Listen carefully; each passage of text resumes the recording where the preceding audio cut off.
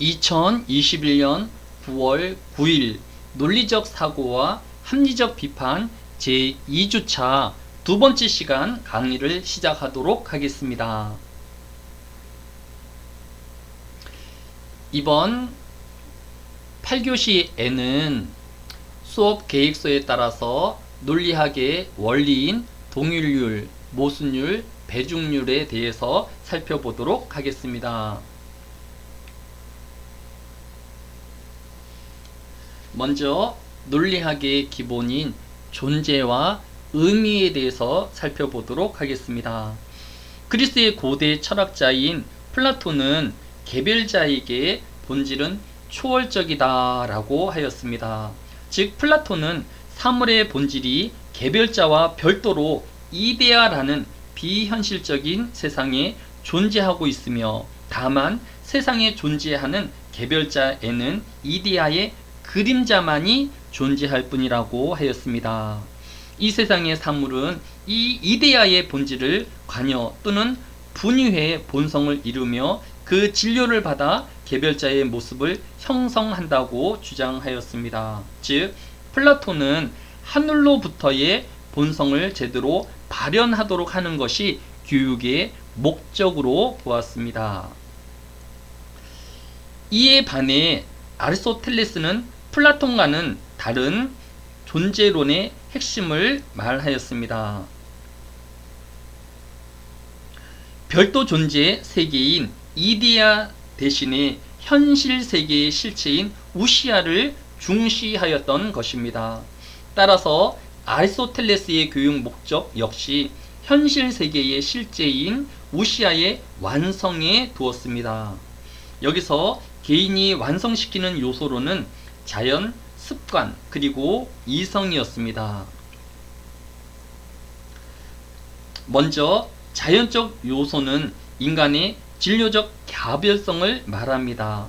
습관은 훈련에 의해 선하게 또는 악하게도 습관지어지는 것이라고 말하였습니다.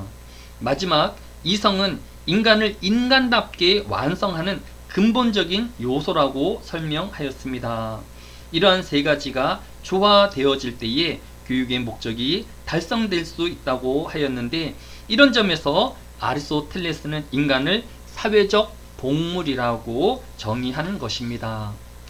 결론적으로 아리스토텔레스는 교육을 통하여 인간의 본질이 변화되어질 수 있다고 보았던 것입니다. 저 또한 아리스토텔레스의 가르침대로 우리의 실체는 다른 곳이 아닌 우리 안에 있다라고 믿고 있습니다.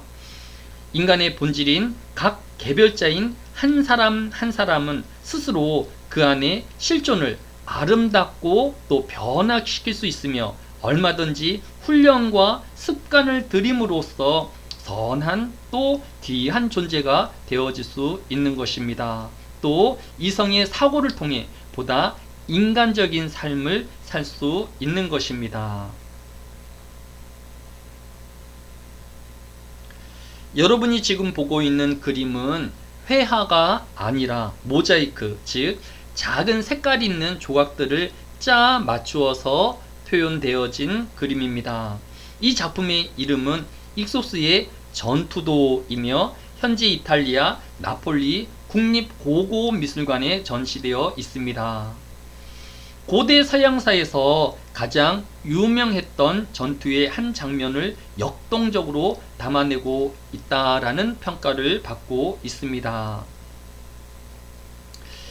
이 전투의 주인공은 우리가 잘 알고 있는 알렉산더 대왕입니다. 이 전투에서 알렉산더 대왕은 우리가 영화 300에서 보았던 것처럼 엄청난 수의 페르시아 군대와 또 코끼리 등 기상천외한 무기들로 무장되어져 있는 페르시아군과 맞서서 싸워야 했습니다. 알렉산더 대왕이 어떻게 수많은 페르시아군과 또 코끼리 등과 같은 기생천외한 무기로 무장되어진 이들을 물리치고 승리할 수 있었을까요?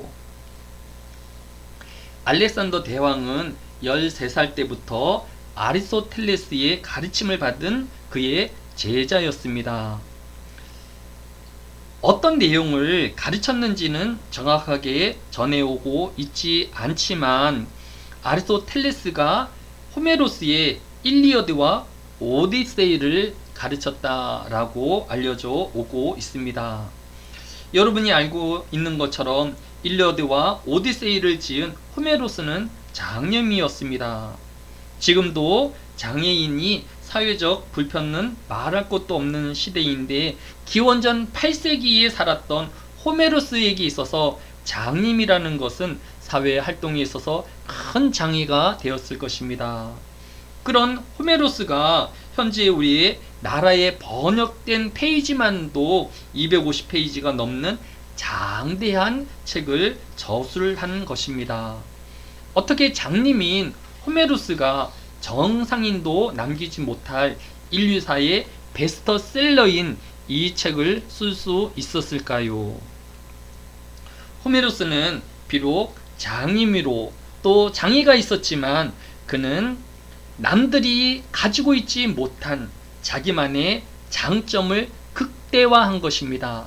바로 그는 앞을 보지 못하였지만 앞을 보는 사람들보다도 더 많은 또 자유로운 상상력을 가지고 있었던 것입니다. 이러한 상상력을 바탕으로 하여서 그 결과물인 일리어드와 오디세이를 저술하였다라고 저는 생각합니다. 따라서 아리스토텔레스는 어린 알렉산더에게 비록 더 크고 많은 수의 적군을 어떻게 싸워 이길 수 있는지에 대해서 전략과 지혜를 최대한 이끌어 승리할 수 있다라는 자신감을 불러 넣어 주었을 것이다 라고 생각되어집니다. 알렉산더 대왕은 전쟁에서 한 번도 지지 않는 영웅으로 지금도 회자되어지고 있습니다. 오늘 저의 강의를 듣는 여러분들도 장점만 가진 사람은 없을 것입니다. 저마다 자신의 단점과 아픔을 가지고 있을 것입니다. 알렉산더 대왕이 여러 단점 중에서 자신의 장점을 극대화하여서 세상을 호령하는 제왕이 되어질 수 있었던 것처럼 여러분들도 단점이 문제가 아니라 여러분이 가지고 있는 달란트와 장점들을 극대화할 수만 있다라고 하면 여러분은 또 다른 알렉산더 대왕으로 이 세상의 주인공이 되어질 수 있을 것입니다. 여러분은 다른 사람과 비교할 수 없는 존재이며 가치롭고 의미 있는 존재인 것을 여러분들이 다시 한번 생각해 볼 수 있기를 바랍니다. 이제 논리학이 기본이 되어지는 동일률과 모순율, 배중률에 대해서 살펴보도록 하겠습니다. 먼저 명제란 그 내용이 참인지 거짓인지를 명확하게 판별할 수 있는 문장을 말합니다. 명제의 종류로는 참인 명제와 거짓인 명제로 나눌 수 있는데 참인 명제는 내용이 항상 옳은 명제를 말하며 거짓인 명제는 내용에 대하여 한 가지라도 옳지 않는 경우가 있는 명제를 말합니다. 이러한 명제는 가정과 결론으로 구성되어 있습니다. 또 어떤 명제를 P이면 Q이다의 꼴로 나타내게 되어질 때에 P를 가정이라고 하고 Q를 결론이라고 이름합니다.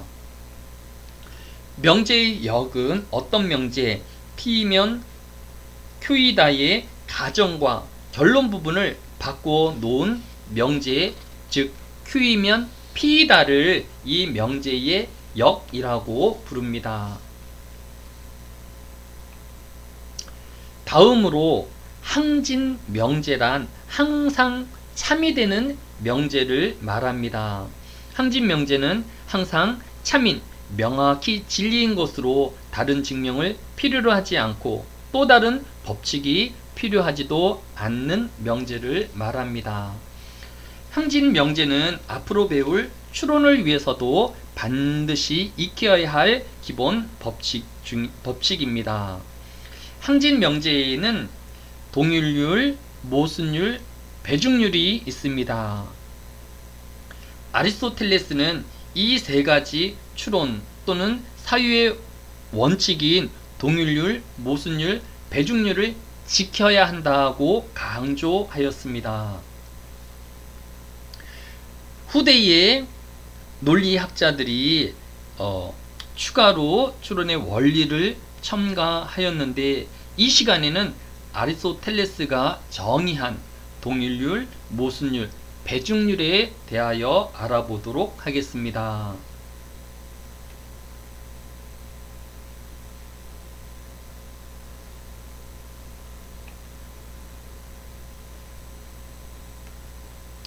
첫째, 동일률입니다. 동일률은 A는 A이다, 또는 A는 A와 같고 A는 A에 포함된다 등으로 표시됩니다. 모든 대상은 그 자체와 같다라는 형식 논리학의 근본 원리입니다. 또한 동일률은 내용과 표현이 동일한 것, 즉 의미와 지시 대상이 동일한 것을 의미합니다. 가령 플라톤은 플라톤이다는 너무도 자명한 항진 명제인 것입니다. 그런데 플라톤은 철학자이다 라는 외형과 칭의를 따진 다음에 동일률을 어기지 않는다는 것을 알 수 있습니다. 반면에 플라톤은 소크라테스다는 동일률을 어긴 것입니다. 이처럼 동일률은 논리 추론을 할 때에 어기지 않아야 할 원칙을 강조한 개념입니다.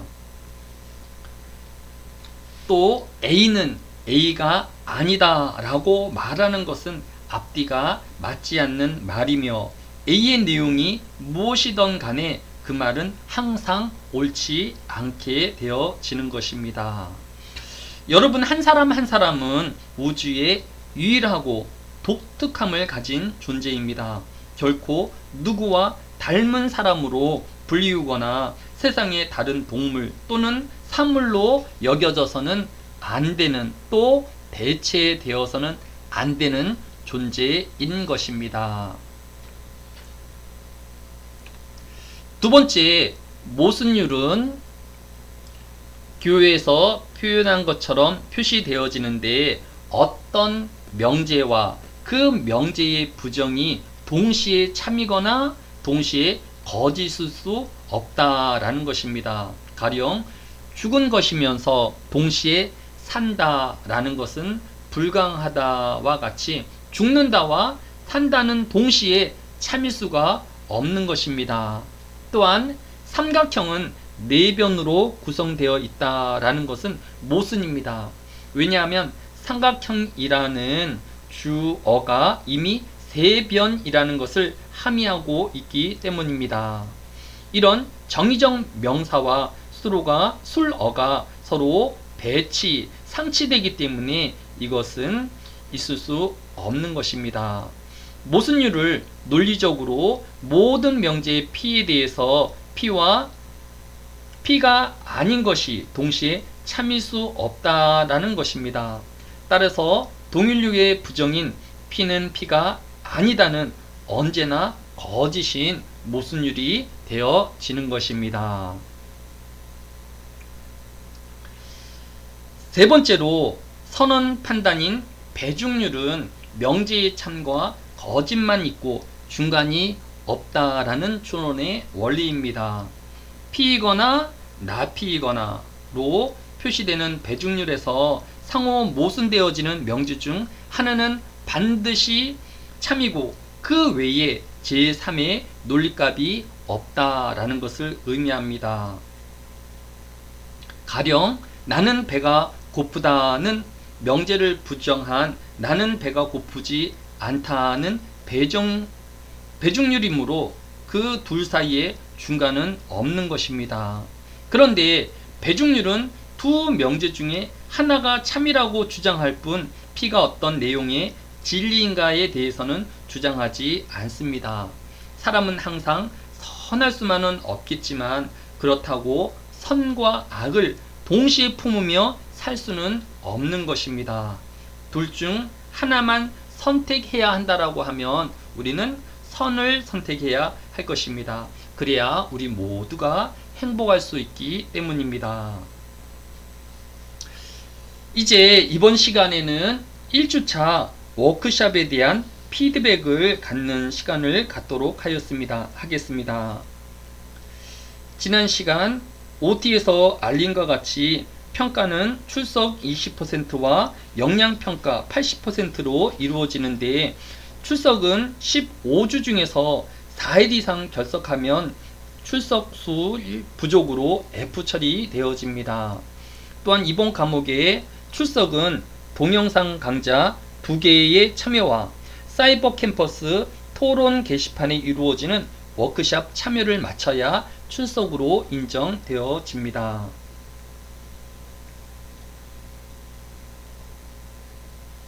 지난 시간의 워크숍은 자신이 앞으로 관측하고 싶은 천체에 대한 기초조사를 하는 것과 이러한 천체 관측에서 우선 고려해야 할 상황인 자신이 사는 곳에서의 광해의 정도를 조사하는 것이었습니다.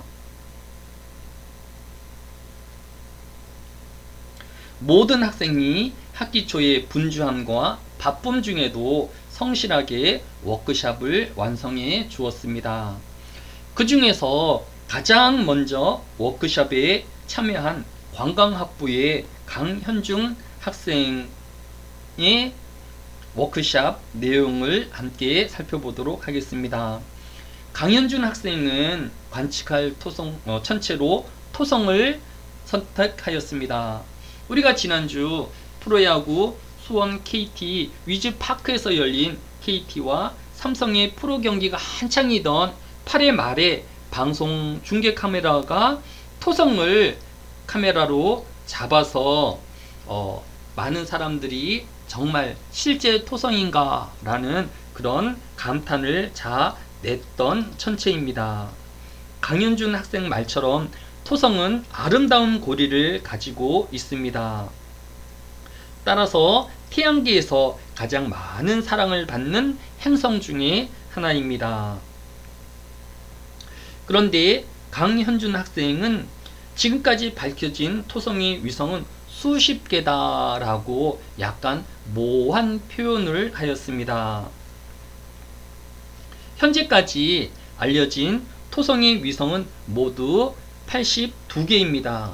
그러나 이것도 2년 전에는 2019년까지 62개로 목성의 위성 79개에 비하여 적은 위성을 가지고 있다고 알려져 있었습니다.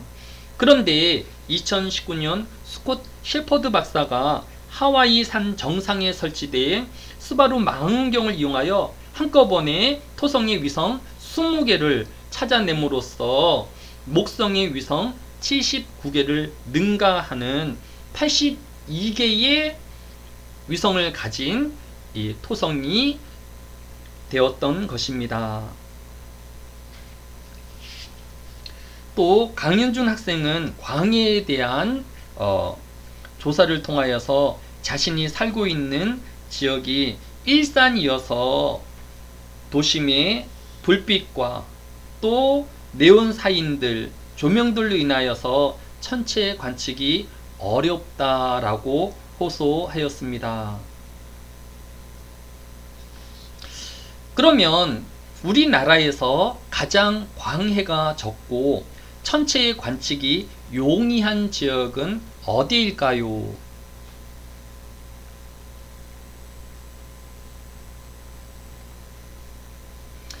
그것은 아마도 광해의 지도를 통하여서 우리나라 모든 지역의 광해의 지수를 비교하여 찾아볼 수도 있을 것입니다. 그러나 이러한 노력을 다른 사람이 이미 해 놓았다라고 하면 우리가 이 전국의 광해 지수를 일일이 조사하고 비교하는 것보다 그렇게 이미 조사해 놓은 자료를 찾는 것이 훨씬 효과적이고 또 빠를 것입니다. 그러면 이 광해 지수를 비교하여 놓고 또 천체 관측이 용이한 최적의 장소를 조사한 사람들은 누구일까요? 아마도 천체 관측이 용이하고 광해가 적은 지역을 애써서 찾은 사람들은 바로 천문 관측소를 지은 곳일 것입니다. 우리나라에는 강원도 영월의 별마루 천문대와 또 화천군의 유명한 조경철 천문대 등이 있습니다. 그리고 올해인 2021년 9월 1일 즉 지난주에 개관한 동해시 별누리 천문대가 있습니다.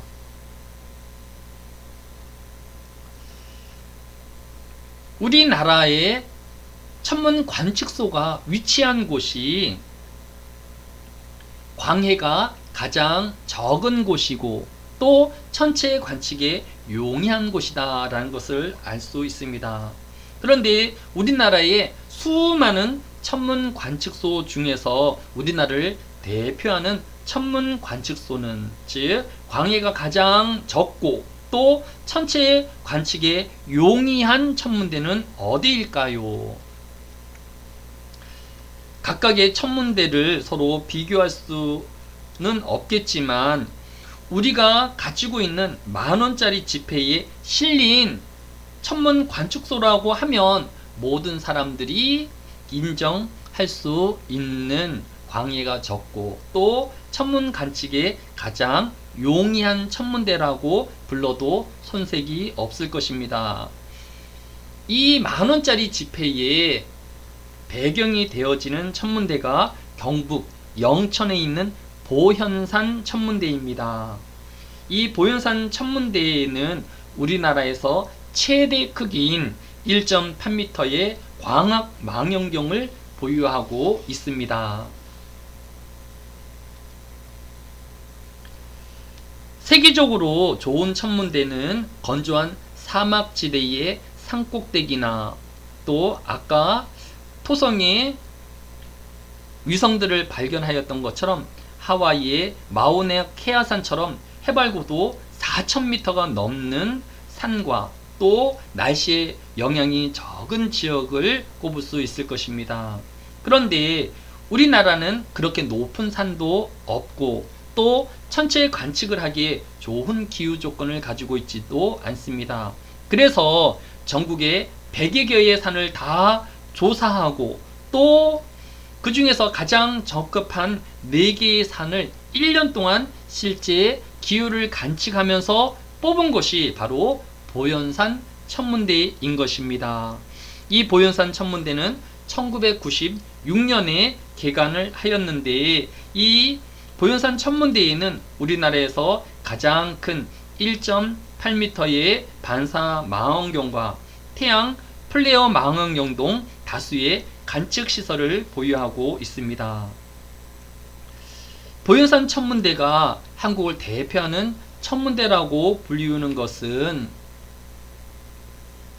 우리나라에서 발견한 소행성 13개 중에서 12개가 바로 이 보현산 천문대에서 발견되었다라는 것입니다. 즉 보현산 천문대는 우리나라에서 가장 천문 관측하기에 최적의 장소라고 말할 수 있을 것입니다. 이렇게 발견한 소행성의 허준 또는 채무성과 같은 유명 한국 인물들로 국제천문연맹에 공식 등록하여서 전세계 모든 사람들이 이 소행성을 한국 이름으로 불리우게 한 것입니다.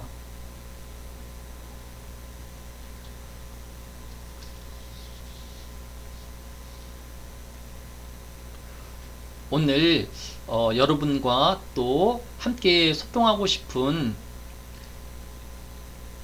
기사는 지난 9월 3일자에 동아사이언스에 기재된 기사 내용입니다. 기사의 제목이 위성이 날아오는 순간 천체 관측 카메라는 눈을 감는다 입니다. 이 말이 무슨 말인가 하면 지금 여러분이 보고 있는 사진은 구산성단 M16의 천문 사진입니다. 그런데 이 사진을 자세히 보게 되어지면 사선으로 8개의 빛이 지나가는 궤적을 찾아볼 수 있습니다. 이 사선의 궤적의 범위는 바로 인공위성입니다. 점점 인공위성이 늘어나서 천체 관측에 장애를 주고 있는 것을 이 신문 기사가 보여주고 있습니다. 그런데 이 인공위성의 공해는 문제점은 지금이 시작이라는 것입니다. 이 8개의 인공위성 대부분이 지금 일론 머스크가 이끄는 위성 인터넷을 위한 인공위성이라는 것입니다. 우주 인터넷은 여러분이 가정에서 와이파이를 사용하기 위해서 무선 와이파이 공유기를 설치하고 있는 것처럼 우주의 위성에다가 이 무선 와이파이 공유기를 설치하여서 전 세계 어느 곳에 있더라도 이 무선 와이파이를 사용할 수 있도록 하는 사업이 바로 우주 인터넷 사업입니다. 이 우주 인터넷 사업에는 미국을 중심으로 한 스타링크와 또 영국을 중심으로 한 원웹이 한창 경쟁하고 있습니다. 먼저 스타링크는 2027년까지 통신위성 1만 2천 개를 띄울 예정인데 최종적으로는 4만 2천 개의 인공위성을 쏘아 올릴 예정입니다. 만약 이렇게 되어진다라고 하면 지금까지 인류가 쏘아 올린 모든 인공위성보다도 5배가 더 많은 인공위성들이 우주 공간에 떠다니게 되어지는 것입니다. 아까 M13 천문 사진에 8개의 인공위성의 궤적들이 나타났다고 했는데 이후에는 이것에 5배가 많은 40개의 인공위성 궤적들이 포함되게 되어진다라는 것입니다. 아마도 그렇게 되어지면 더 이상 천문 사진으로서의 가치를 다할 수 없게 되어질 것입니다. 앞으로 장차 이 우주 인터넷을 통하여서 인류가 보다 빠른 정보와 또 더 많은 발전을 이루게 되어질지 아니면 수많은 인공위성을 통하여서 우리가 깨달지 못하는 재앙으로 들어가게 되어질지 알 수 없기 때문에 우리는 유의하여서 이러한 형상들을 살펴보아야 할 것입니다. 여러분들이 이제 밤하늘에 별들을 바라보면서 또 가을의 꽃들과 단풍을 바라보면서 여러분의 존재되어짐과 의미를 다시 한번 되돌아보는 시간이 되어질 수 있기를 바랍니다. 저는 또 여러분과 워크숍을 통하여서 만나며 다음 수업 시간을 통하여서 만나 뵙도록 하겠습니다. 감사합니다.